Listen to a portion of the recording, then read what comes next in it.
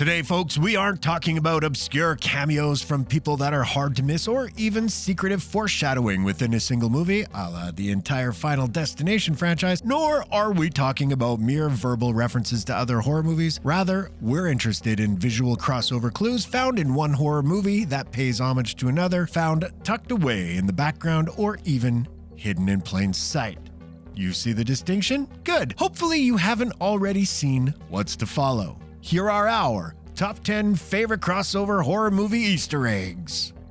Number 10. Silent Hill may hold the dubious distinction of being the only movie that's actually inferior to its video game inspiration, but one thing the movie got right was its respectful ode to Wolfrilla's Village of the Damned. Just as James Gunn did with The Thing poking R.J. McCready's funeral home in Slither, the edifice of the Midwich Elementary School building that Alyssa attends is an overt reference to the accursed village where alien-like children with glowing eyes and white hair terrorize the citizenry.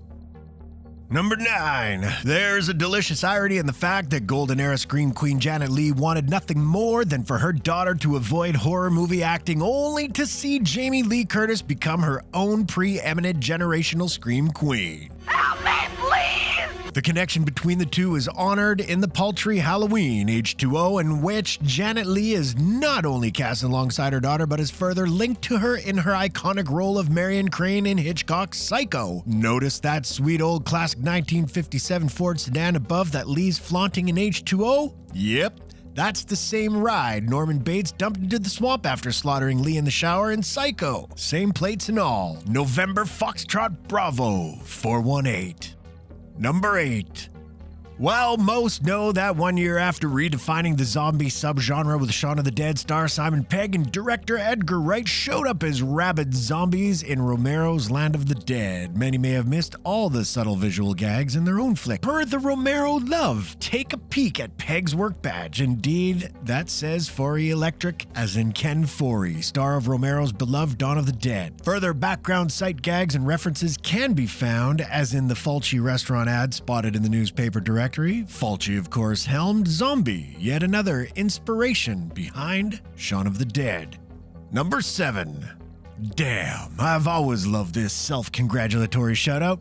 Do you recall who directed the superb Night of the Creeps, recently announced to hit Blu-ray soon? Now, do you recount who helmed the Monster Squad 1 year later? Yes, sir. Fred Decker is the man behind both flicks, yet strangely pays homage to a movie of his own that had not even been released yet. Go Monster Squad would make little sense when spotting the clue in 1986, but 1 year later, the reference makes all the sense in the world. I'm glad to see Decker connect the two. Number 6. I'll admit, this one freaked me the fuck out.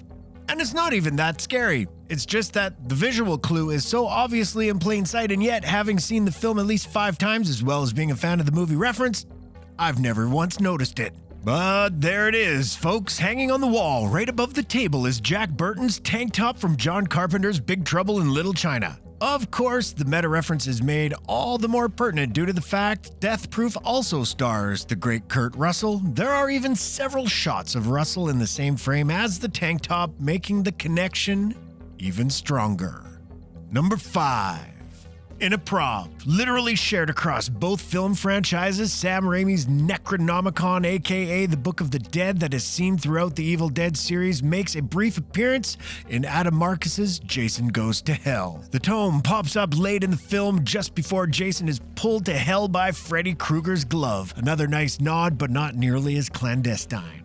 Our man Voorhees marauds through a dark, moldering abode at the end of the film, quickly coming to a table adorned with ancient texts. The one front and center is indeed Raimi's Deadite Scroll, which, as you'll see below, makes Sam one of the most cross-referenced horror movie Easter egg purveyors of all. Number 4.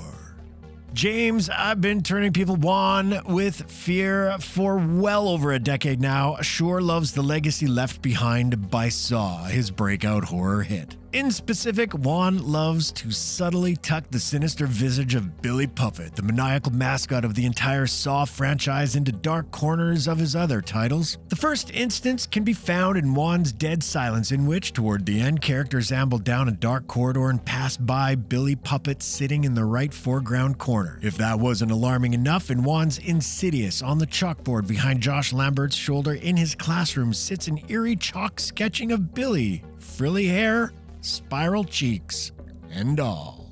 I want to play a game. Number 3.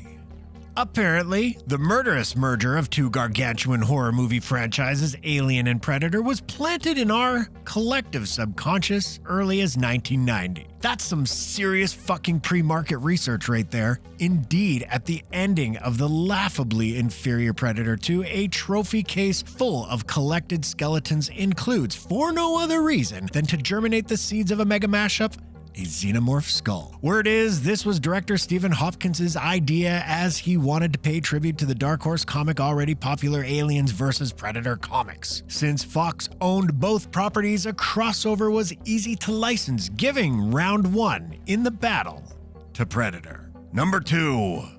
Sam Raimi and Wes Craven had a playful relationship. In Craven's seminal horror masterpiece A Nightmare on Elm Street, one of the movies Nancy watches while desperately trying to stay awake is, in fact, Raimi's original Evil Dead. Picking up on the nod, Raimi responded in kind 3 years later in Evil Dead 2 by hanging Freddy Krueger's razor claw glove on the wall of Ash's tool shed. The glove is a bit difficult to spot in the background, but Raimi is sure to include it in a number of shots as to leave no doubt of the glove's portentous presence. Of course, Raimi loves his horror movie Easter eggs, which is why he places his trusty Oldsmobile Delta 88, seen atop this page, in damn near every one of his films, including Spider-Man and even Ash vs. Evil Dead. Number 1.